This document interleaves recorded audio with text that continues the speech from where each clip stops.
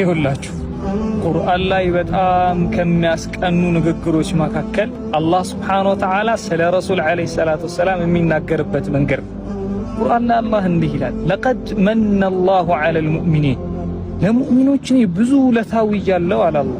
ብዙ ውለታ ውሏል አላህ ለሙእሚኖች። ወኢን ተዑዱ ኒዕመተላህ ላ ተሕሱሃ እንደው ብትቆጥሩት የማትጨርሱትን ውለታ ውዬላችኋለሁ። ግን አለ ከውለታዎች ሁሉ ትልቁ ውለታዬ ማለት ኢዝ በዐሰ ፊህም ረሱለን ሚን አንፉሲሂም ከነፍሶቻቸው የሆነ እንደነሱ የሰው ዘር የሰው ልጅ የሆነን መልእክተኛ በላክንላችሁ ጊዜ ትልቁን ውለታ ዋልኳል። የትሉ ዐለይሂም አያቲሂ ወዩዘኪሂም ወዩዐልሙሁሙል ኪታብ ወልሕክማ ወኢን ካኑ ሚን ቀብሉ ለፊ ضላሊን ሙቢን። ረሱል ዓለይሂ ሰላቱ ወሰላም ማለት አለ አላህ ለሙእሚኖች የኔ ውለታ ናቸው።